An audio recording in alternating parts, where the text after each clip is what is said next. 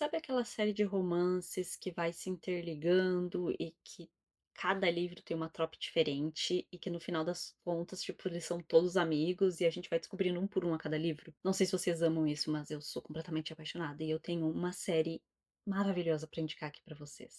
Olá, eu me chamo Graziela e sejam muito bem-vindos ao meu canal Grazi Book Reads. E no dia de hoje eu quero falar um pouquinho melhor pra vocês de uma saga de romances assim que eu li e eu amei. Eu acho que eu li já faz o quê? Um ano e meio, mais ou menos. E eu estou falando da saga de O Clube do Livro dos Homens. Eu conheci essa saga de livros através do canal, aqui no YouTube mesmo, da Paola Alexandra, que ela fez o marido dela ler, né, o Manu. Ele leu o Clube do Livro dos Homens, que é o primeiro volume, e a partir da opinião dos dois, eu acabei me convencendo e comprei este livro aqui. Até eu acabei fazendo a minha irmã ler junto comigo, e assim, foi uma troca muito gostosa, virou o nosso favorito, assim, tanto eu quanto ela, a gente favoritou muito. E nesse livro aqui nós temos a trope de Second Chance, que seria uma segunda chance, né? Então, eles são um casal que está à beira do divórcio. Então, a gente vai acompanhar aqui o Gavin, que é um jogador muito famoso de beisebol, tentando reconquistar a sua mulher, que é a Thea. Eles estão juntos há 15 anos, porém, por conflitos de trabalho, áreas profissionais da vida, distanciamento emocional e algumas outras questões, eles acabam perdendo a sincronia. O casal, ele não consegue mais se reconhecer como verdadeiro casal. E tudo isso acontece e fica extremamente claro na mente do Gavin no momento em que eles estão na comemoração, né, de um dos jogos que ele venceu e ele percebe que a sua esposa chegou nos finalmente. Se sentiu extremamente ferido porque já fazia 15 anos que não acontecia isso. Então, essa foi a gota d'água para ele, ele se sentiu extremamente machucado, triste porque ela fingia. E a narrativa do livro começa desse jeito, então a gente vai acompanhando, né, depois disso, ele se arrependendo de ter agido como agiu e tentando reconquistar a sua mulher. E ele também tem duas filhinhas, um cachorro extremamente fofinho. E assim, quando a gente lê livros com casamento em crise, é muito interessante que a gente vai pegando ensinamentos também. É claro que o Gavin acabou conseguindo uma ajuda que é do Clube do Livro dos Homens. Eles pegam um livro de romance, leem, tiram ensinamentos de lá e começam a aplicar na sua vida real. Só que é proibido falar desse clube, ele é um clube secreto e só entra lá quem realmente necessita de extrema ajuda. Então, nisso, ele entra nesse clube e começa a tentar reconquistar a sua esposa. E é muito gostosinho ver, né, eles lendo o livro, entre os capítulos aqui também tem a história do livro acontecendo em si e ver como ele tá tentando colocar isso na vida real. É muito divertido, tem um toque de humor extremamente gostosinho aqui, o que não deixa de ter aquele toque de draminha no livro, sabe? Porque a Thea também tem questões com o seu passado, assim como o Gavin, então eles vão se redescobrindo conforme eles vão se reconciliando. Então é um livro de romance muito gostoso e que também ajuda a gente a entender melhor sobre o nosso próprio relacionamento. O segundo livro dessa série já tem aquela trope que a gente ama, que é o Enemies to Lovers. Aqui a gente acompanha a história da Liv, que ela é a irmã da Thea, e do Mark, que é um dos amigos do Gavin. O Mark, ele tem uma boate, né? Ele é dono de uma boate, e a Liv, ela já trabalha como chefe cozinheira. E eles simplesmente se detestam, tanto que o momento chave assim na vida deles foi quando a Liv acabou perdendo o emprego, aconteceu uma coisa muito terrível no emprego dela. O Mark acaba descobrindo e eles acabam se juntando para buscar justiça. Só que é claro, o Mark, ele é extremamente mulherengo, então a Liv não gosta nada disso nele, tanto que esse é um dos maiores motivos assim deles brigarem, mas eles sentem uma atração um pelo outro e durante todo o enredo a gente vê eles brigando como cães e gatos até eles decidirem se entregar para a paixão. E também tem aqueles plotzinhos que dá um super gancho pro livro 3. E o livro 3 já vem com a trope Friends to Lovers, né, que seria o Amigos para Amantes. E aqui a gente já acompanha a história da Alexis, que ela é uma amiga da Liv e do Noah, que é um dos amigos do Mark. E é claro que ele também é recrutado para o Clube do Livro dos Homens, porque ele está secretamente apaixonado pela sua melhor amiga. Eles acabam criando uma conexão, né? Entre o livro 1 e o 2, eles criam muita conexão, até porque ele é uma das pessoas que ajuda a solucionar meio que o caso do livro 2. E nisso ele também tenta contribuir para Alex superar os traumas que ela vivenciou. A Alex, ela tem uma cafeteria, tem gatinhos, então você é daquele tipo de cafeteria de entre aqui e adote um gato.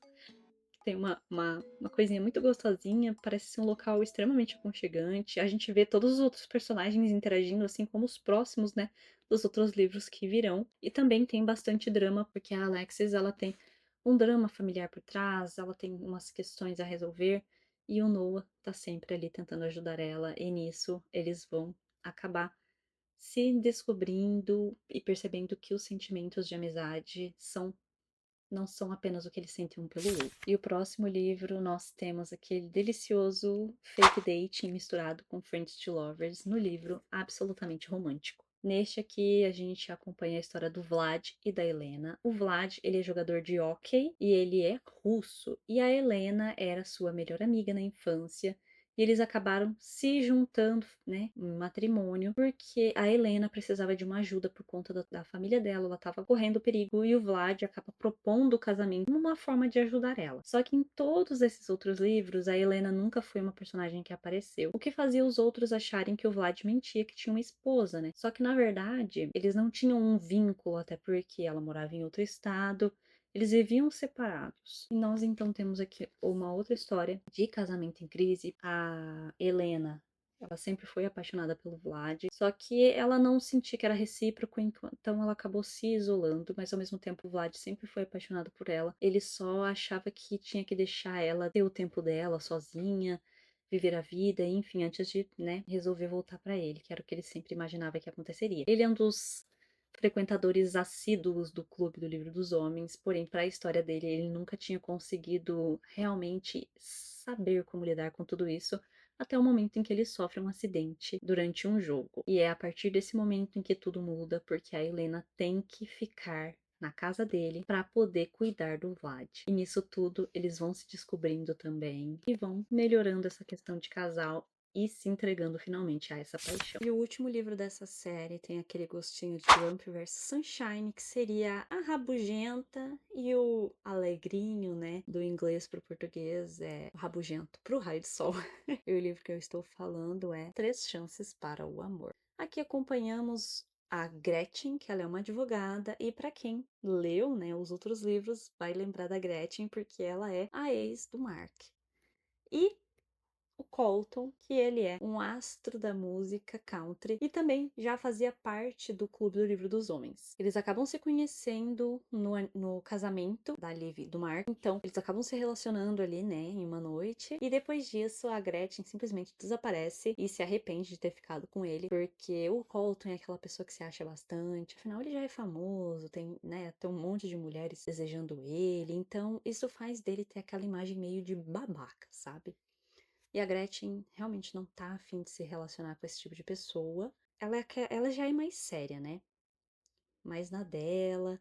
Só que ela, no fundo, gostou do momento que ela teve com ele, assim como ele já sabe que ela é o amor da vida dele, e ele tenta fazer de tudo para reconquistá-la. E é aí que surge a ideia dele de fazer 3 encontros para ela poder se apaixonar por ele.